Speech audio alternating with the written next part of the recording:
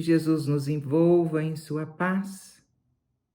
Hoje estamos aqui de novo para estudarmos juntos mais uma página da doutrina espírita, do ensino de Jesus, aqui psicografado por Chico Xavier, no livro chamado Pão Nosso, pelo Espírito Emmanuel. Nós abrimos aqui no capítulo 48, que tem como título Compreendamos.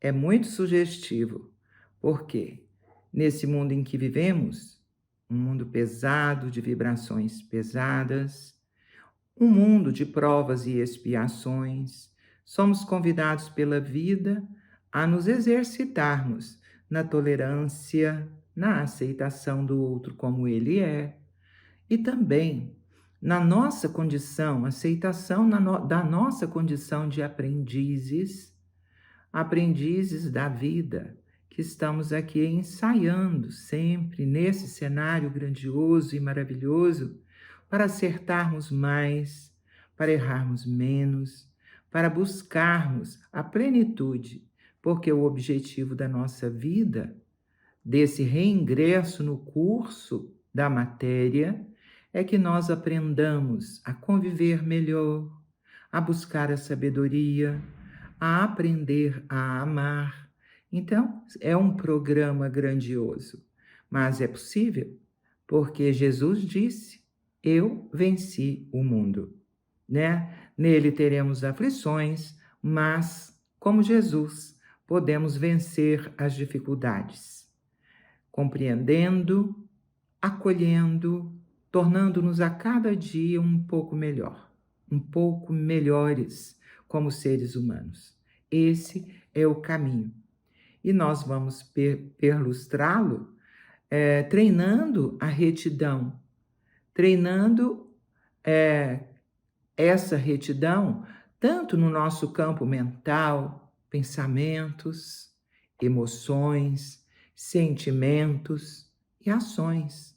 Então, que nós treinemos essa capacidade humana de nos fazermos melhores a cada dia, através do nosso esforço e da atenção, da observação atenta sobre nós mesmos, conhecendo-nos melhor e educando-nos no sentimento, no pensamento, na emoção.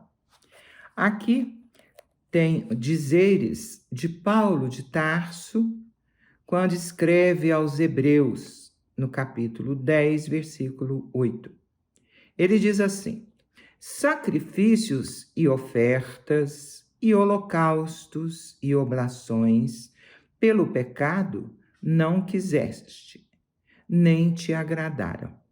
Ele está se referindo àquela frase que Jesus, que os profetas disseram em nome de Deus: sacrifícios não quero, mas a verdade, o sentimento, a comunhão verdadeira com o Pai.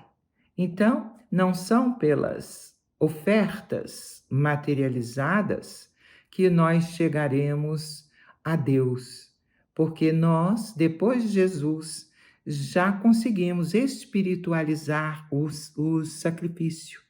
Não precisamos ofertar coisas a Deus. Não é assim que poderemos agradá-lo. A melhor oferta que possamos fazer a Deus é em relação aos nossos ressentimentos. O que fazemos dos nossos ressentimentos, das nossas mágoas? É por isso que no Evangelho segundo o Espiritismo há uma explicação muito clara em torno dessa realidade, né? Não é a oferta materializada que interessa, é a nossa predisposição de agradar a Deus limpando os nossos pensamentos, limpando os nossos sentimentos e a nossa mente.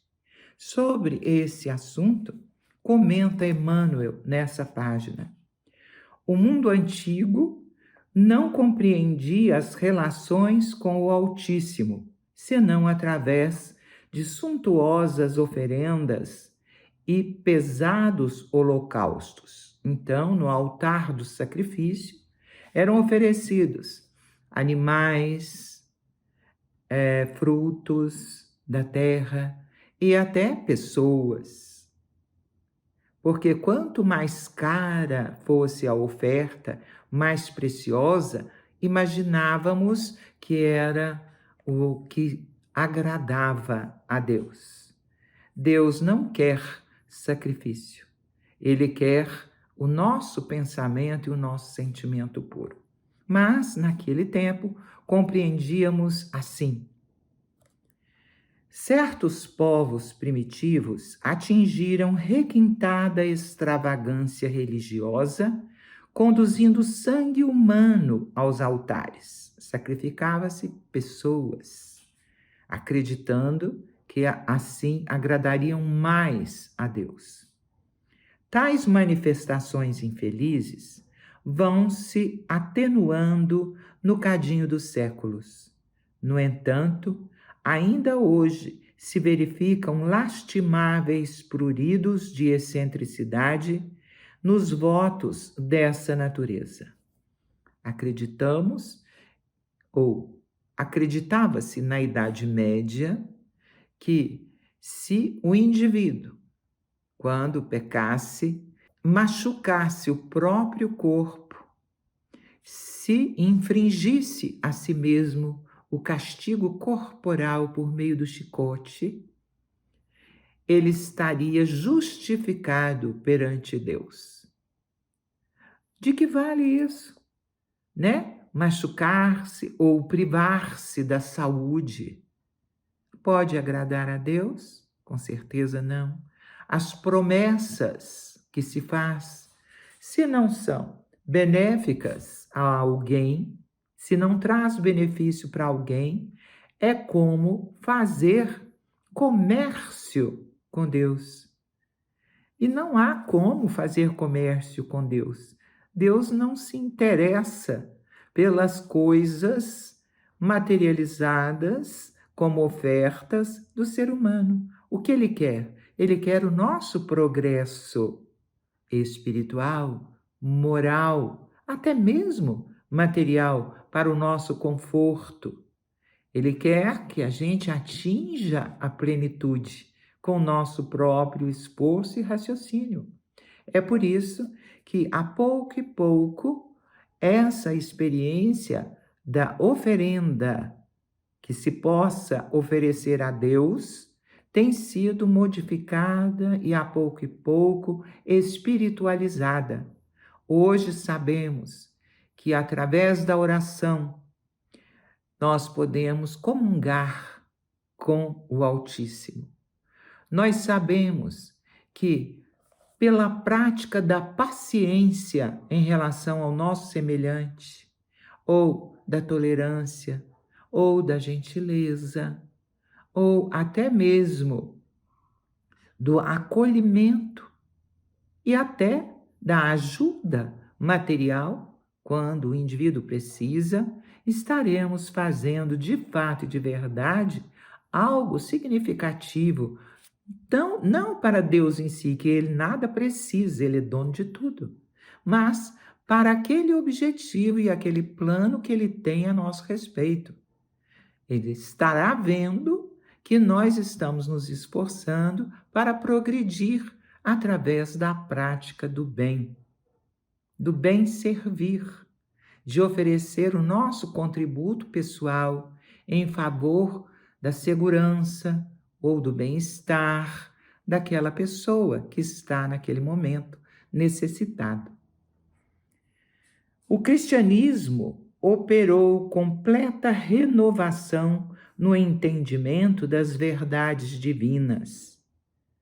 Contudo, ainda em suas fileiras costumam surgir absurdas promessas que apenas favorecem a intromissão da ignorância e do vício.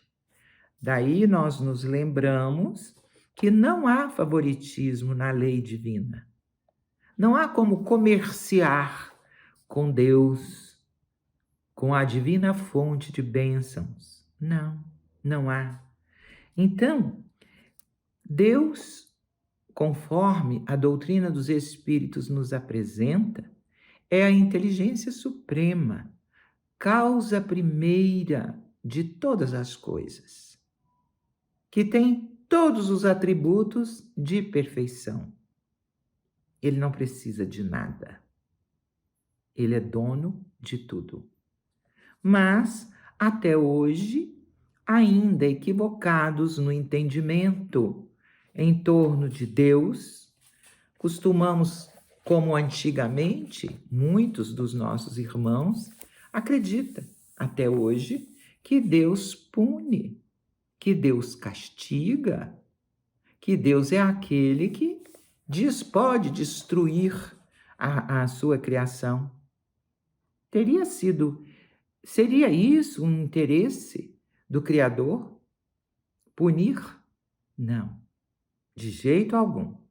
Ele é perfeição absoluta e é misericórdia e justiça.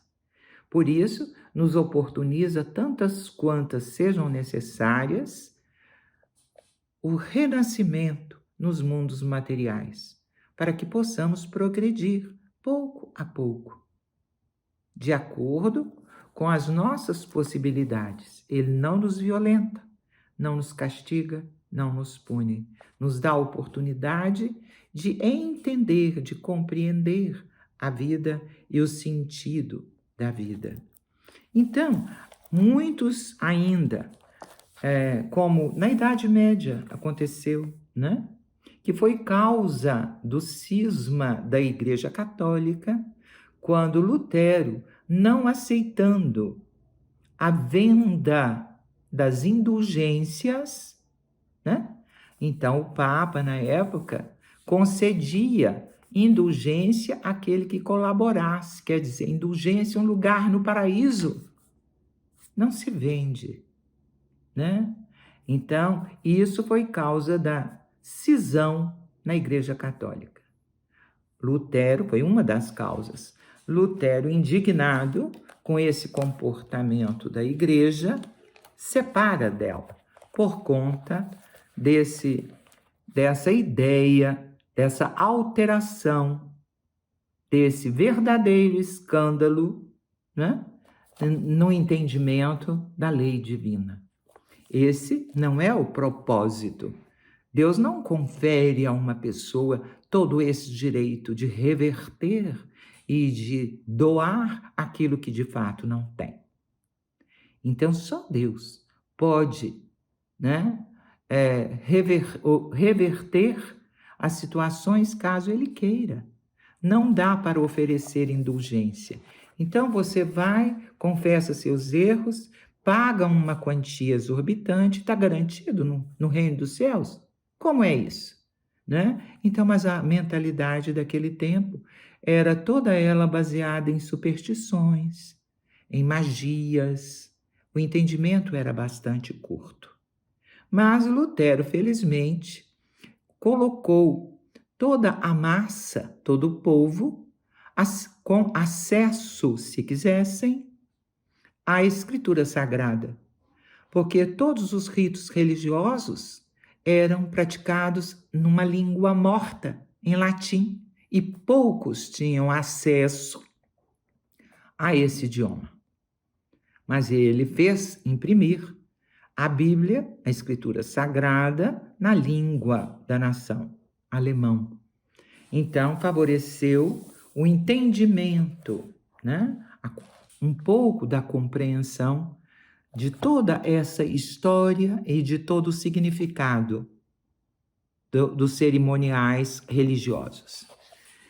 A mais elevada concepção de Deus, continua Emmanuel, que podemos abrigar no santuário do Espírito, é aquela que Jesus nos apresentou, em nolo revelando Pai amoroso e justo, à espera dos nossos testemunhos de compreensão e de amor. Então, Jesus nos apresenta como Pai, quando Ele nos ensina a orar. Pai nosso, Ele disse.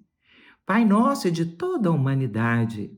deste orbe e de todos os outros multiuniversos. Ele é o Criador de tudo. É o Pai de toda a criação. E Jesus nos representa. Jesus não é Deus. Jesus é um filho de Deus como nós, que atingiu os píncaros da perfeição possível. Por isso, ele se transformou em nosso guia, em nosso modelo, modelo a ser imitado por nós, modelo de conduta, modelo de retidão, modelo de misericórdia, modelo de bondade, modelo de amor. Jesus veio para nos ensinar, para nos ajudar a compreender a lei divina, compreendendo tanto quanto possível ao nosso patamar evolutivo, a existência e os atributos divinos, a lei e todo o significado dessa nossa existência. Na própria crosta da terra, qualquer chefe de família, consciencioso e reto, não deseja os filhos em constante movimentação de ofertas inúteis, no propósito de arrefecer-lhe a vigilância afetuosa. Se tais iniciativas não agradam aos progenitores humanos, caprichosos e falíveis, como atribuir semelhante falha ao Todo Misericordioso no pressuposto de conquistar a benemerência celeste? Então, como queremos o favorecimento de Deus através de coisas, de agrados que nada significam na verdade para Ele? É indispensável trabalhar contra o criminoso engano. A felicidade real somente é possível no lar cristão do mundo quando seus componentes cumprem as obrigações que lhes competem, ainda mesmo ao preço de heróicas decisões. Com o nosso Pai Celestial, o programa não é diferente, porque o Senhor Supremo não nos pede sacrifícios e lágrimas, e sim ânimo sereno, para aceitar-lhe a vontade sublime, colocando-a em prática. Isso significa que Deus tem um plano a nosso respeito. Espera que nós possamos abraçar com compromisso verdadeiro, conscientemente, o que nos compete realizar. E aquilo que nos compete realizar de fato é que nós prossigamos com a alegria de viver, buscando o aprimoramento íntimo, o aperfeiçoamento moral, a iluminação dos nossos sentimentos, pensamentos e emoções. Assim, agradecemos a Jesus a oportunidade de estarmos juntos, orando e estudando um pouco o significado dos ensinos do Mestre. Se conosco, Jesus, hoje e sempre. Obrigada pela atenção. Até a próxima.